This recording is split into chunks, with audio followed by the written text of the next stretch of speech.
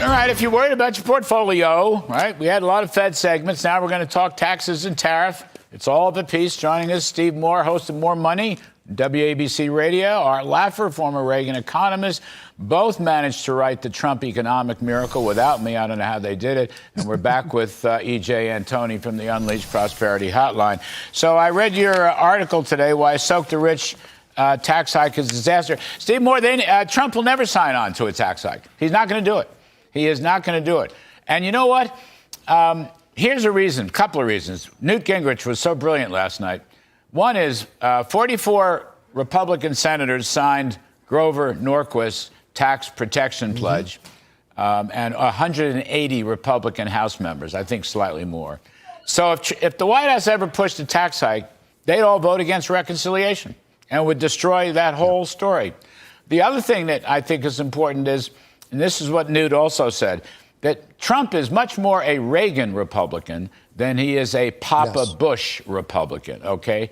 Now, George W. Bush somewhere's in between because he was a tax cutter. But he's a Reagan Republican. He's not going to go out there and raise taxes on small businesses. He doesn't believe in punishing success, Steve Moore. So that's why I know there's these stories and you read them and you hear them, and there might be some bureaucrats in the White House making trouble. I just don't believe it. Trump will not sign a tax hike. That's my pledge. What's yours? Yeah, I'm with you on that, totally. By the way, I think the three of you on this screen with me would be a lot better Fed chairman than the guy we have right now. So you all have my votes, okay? But look, no, Trump is pro-growth. He's pro-taxpayer. He understands the Laffer curve. Arthur, you've talked to him many times about that. We're trying to just put out this fire that started in the House of Representatives and started with some in the White House. And I think, we've successfully, thanks to you and Arthur and Steve Forbes, I think we put out this fire. I don't think it's going to happen. I don't think we're going to see a 40% rate. Trump said it very clearly on the campaign many times. We're not raising taxes on anybody. We're cutting taxes. Yes, you're right. And by the way, I know where the ankle biters in the White House are. I know them. And at the right moment, they will be revealed or unveiled or something. I'm not mentioning any names, though. Yeah, no, I know. But there's a couple that are always Dick Darmon's around, if anyone remembers Dick Darmon, the late Dick Darmon. But let's not stomp on his grave. Art Laffer, I got one for you. Newt Gingrich said, let's make all the personal tax cuts retroactive. I would make all the tax cuts retroactive. And I believe President Trump has said January 20th, I'd make them all retroactive to January 1st. The minute that bill is signed, let's say in July 4th or whenever it's signed, you get the money going all the way back to January 1st, Arthur. Retroactive tax cuts. What do you think?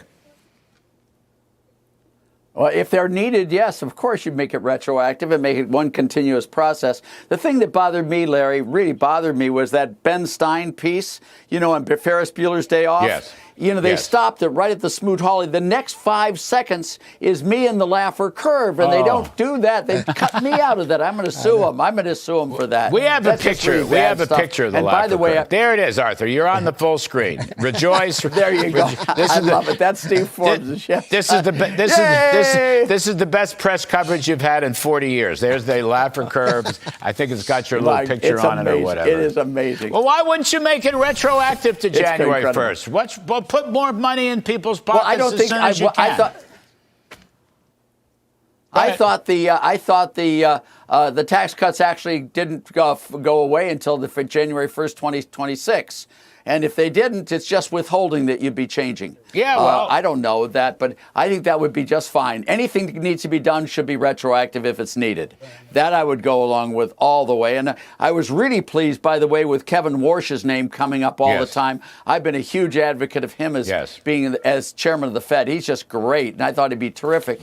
And, the other things are, it's not just politics. It's not just ankle biters. It's not just all of that stuff. It's academics. Every time we've raised the highest tax rate, the top 1% of income earners, the economy has underperformed.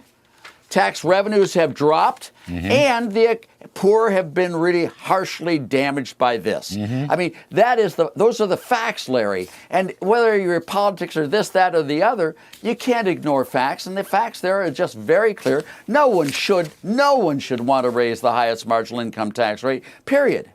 EJ, I got this is from a very good piece today on Fox News Digital. A chap named Justin Haskins from the Heartland Institute. I don't know, you may know him, you may not. The biggest winners on a percentage basis were the middle and lower income people from the Trump tax cuts. The tax bill for filers between 50,000 and 75,000, they got 16.5% tax cut. Okay, how about that? The average filer 40 to under 50 got a 19% tax cut, and the average filer above $1 million got a 2% tax cut. This is in effect, I mean, people forget that, and some of this is because the SALT deduction was substantially reduced, which affected. This was a progressive tax cut, even though Democrats will never let you know that. Exactly, Larry. And to your point on SALT, by getting rid, or I should say by capping SALT deductions, high income earners in places here like in New York City, actually some of them saw their federal tax liability increase, not even decrease. So that 0.2%, I think you said, that's just the average. But plenty of those high income earners in places like New York or Illinois, California, they saw their tax liability go up, not down. So you're absolutely right. It was highly progressive. But again, you'll never hear folks on the left talk about that. And the fact that we even have to have a conversation that Republicans are considering raising taxes is ridiculous. I think probably the only reason we are having that conversation, though, is because of the crazy scoring that they do at the Congressional Budget Office. And frankly, they need to just clear house at the CBO. They need to put people in there who are willing to do dynamic scoring of these tax cuts. Because not in my lifetime, but it's a great idea. Here's hoping, because then you would see, okay, when we reduce these top marginal income tax rates, we don't get less tax revenue, we get more. That's the record of history for 100 years now. All right, before we run out of time, Steve Moore, Mr. Trump was very bullish about getting fair trade, getting good reciprocal fair trade deals. Today, he was entertaining Giorgia Meloni, the Prime Minister of Italy, if that's her name. He seems to like her. He talked about the EU. He talked about Japan. He even talked about China. China does have a new potential team leader. Anyway, Steve Moore, you know, one of the reasons is I'm so miffed at Jay Powell is because Jay Powell is prejudging Trump's trade initiatives to be a failure. Jay Powell doesn't know that. No one knows that. Trump may well turn out to be one smart guy, what he's doing. I know there was shock and awe, and some of those calculations didn't make a lot of sense. But the fundamental point, market access, lower tariffs on both sides, lower non-tariff barriers. You know, you have to jolt the system to get it done, Steve. I'm telling you, he may turn out to be right, and Jay Powell and others who second guess him may turn out to be very wrong. Give you the last word.